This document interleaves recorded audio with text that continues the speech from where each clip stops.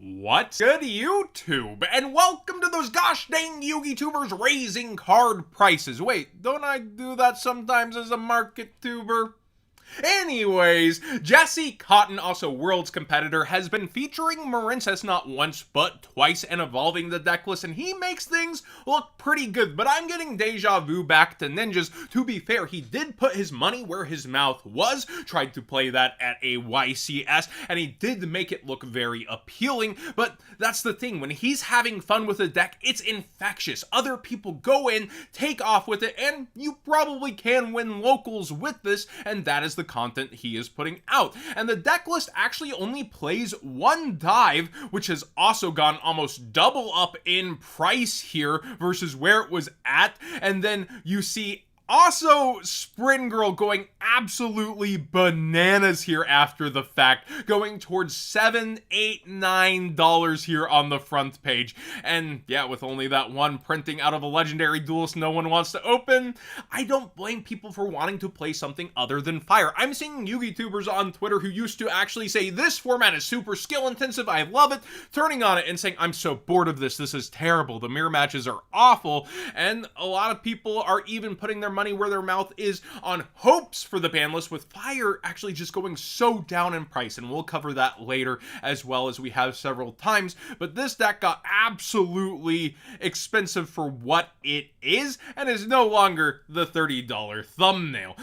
You know, reading as hard as a Yu-Gi-Oh player, I'm gonna admit I hadn't actually read through this card all that much, and it seems a lot of people are catching on here and going, yeah, reading good. This is a fusion of Solemn Strike and Solemn Judgment with a bonus. When a spell/trap card or monster effect is activated on the field, so not a summon but effect, that's why I say a fusion of, pay half of your life points, negate the activation, and if you do, destroy that card. Then destroy any other cards in the same column the destroyed card was in that are in the monster zones or spell and trap zones. So you can set this across from other cards, go for a monster effect, and then also, since this is a counter trap on resolution, take care of those back rows. And in formats where you also see, you know, the Solemn Scolding come back, this is probably going to take precedence, and the quarter century secret rare for this too is going super low on quantities and up in price right now, towards 30 and then quickly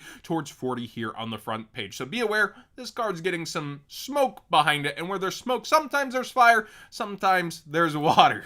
We have the 25th anniversary Rarity collection, and I've brought this up times and time again. We're in the WCQ season and road towards, and staples are where people feel like there aren't going to be the biggest shakeups, and you have Rarity collection too. Prices keep going up. Veiler's up. Ash Blossom now has sales at that 220 point. We were wondering if it would kind of chill out. No, people are buying straight into the buyout, and it is going and up towards about 240 now, with a couple here at 235. So they're actually biting and just going through the quantities for the WCQ season. Also, Triple Tactics Talent Quarter Century Secret Rare. I know it's boring, but get your staples and your nice things before the second set comes out. It's general advice that like just proves itself time and time again. But for me saying, oh yeah, I'm good at this, I'm right, here's something I was completely wrong about, and I was waiting for the Blue Eyes White Dragon Quarter Century Secret Rare out of the Kaiba set. I figured the World's one would be that bonus piece that people would try to sell off,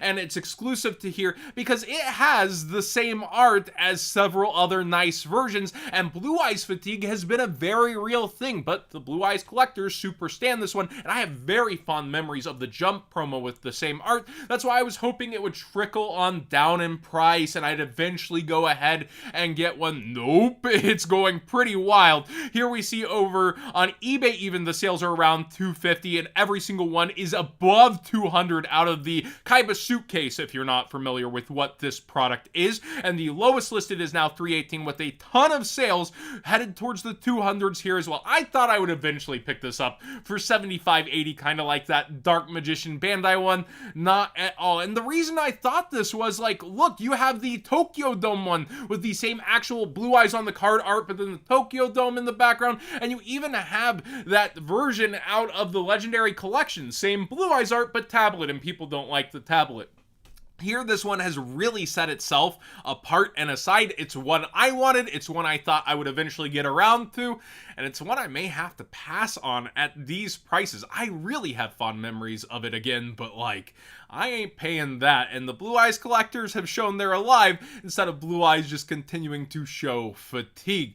But yeah, I really did think with all the competition, like, I guess I'm just wrong. Here's one that I did also call, though, and is in a similar vein, so maybe I should have seen it coming. Pot of Greed Quarter Century Secret Rare is rebounding and continuing to go up and getting sales at the $100 range once again. People really want this for the past formats, and the lowest listed now are towards 140 besides very, very few copies. Battles of Legend we've covered a bit. This is just letting you know it's continuing to creep up on pretty much any card in here. It is like, you just click on a card and it feels like it stonks to a degree. Number 90 Galaxy Eyes Photon Lord is headed up towards $12. Kind of an obvious one with how many people waited for that reprint and how much this product isn't getting opened in mass and was probably under-ordered to a degree, and the product is starting to turn somewhat successful. Ubel is doing well for itself, but that rare with holographic, instead of the gold letter rares being ultra no holo, here we have rare with holo.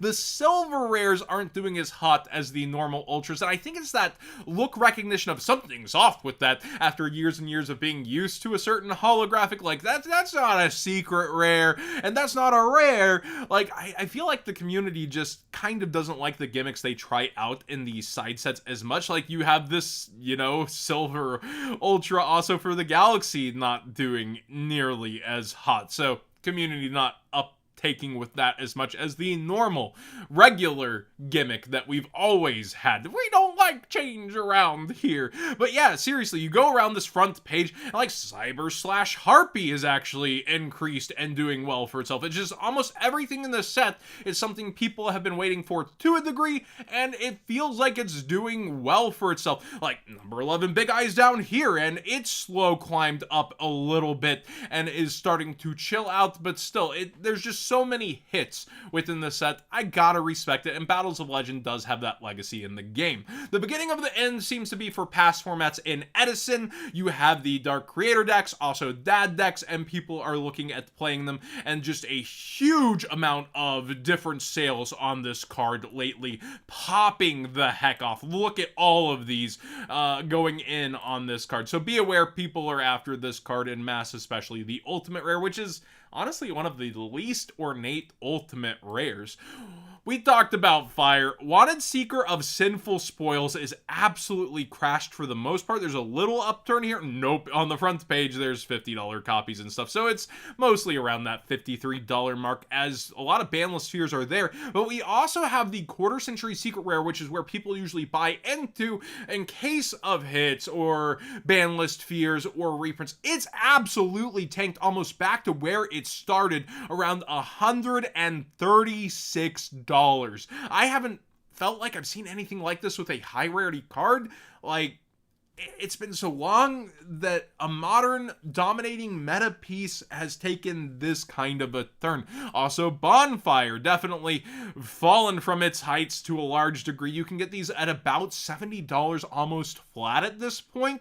And again, Banlist fears, I get it, but we're in a WCQ season where usually those decks don't turn all that much around, and there's so many different ones to cling on to. But if you're saying, oh no, it's not Banlist, it's not the Banlist, you always say Banlist, look where Thunder Dragon Colossus the Indicator is, all the way down, down, down, down, and it's starting that climb back up. The Banlist Copium is around, and to be fair, it might actually finally be Thunder Dragon's time, but we'll have to wait and see. That's always speculation when we're talking Banlist and Konami. 1-for-1 is a piece of fire deck stuff that the ultra rares continue to climb, but it's also good in Ubel. Thank you to the Discord for catching on to that one. So Ubel decks do enjoy this card, and the ultras are continuing to stonk. They're sharing multiple decks, and Ubel is just printing money at this point. And then finally, I want to cover Valiant Smashers, because we've talked about the different kinds of graphs when new support is announced and it goes crazy, and it can go one of two ways. Well, the Centurion stuff is continuing to actually go and rise up, getting its second buyouts. Like you can see here, announcement, chill out, and then it starts to spike once again. But the ones that I was staring at, because I find them really cool, the mementos have absolutely continued to just crash on down and become a little more available over time. Like you can also go see, this is about where it was before all the hype. Like here's the spike, here's the, oh my gosh, new support, and then it's back about where it was. So if you're waiting on the memento stuff, you're still going to have the physical stuff release in the future. Might be a pretty good time to end up getting it instead of waiting towards okay, it's about here, it's time to get it, where people have already started buying in and it goes back up, or it could continue to kind of flatline. But usually, even with Rogue, when we see new support, it tends to go up. Versus Centurion, people have just wanted to play this deck, man, and it's all just so high rarity, it's in here so pricey, but people are starting to buy in with that support on the horizon, and Banlist hopes backing it, I suppose. Thanks for watching today's Market Watch. Please subscribe if you haven't already. Give this video a thumbs up if you enjoy the conversation. I know my Twitter lately has just been Pokemon Go talk for a lot of it, along with talking about Dragon Ball and other things like that, but I'll get back on the Yu-Gi-Oh train over there at some point too, especially the merch.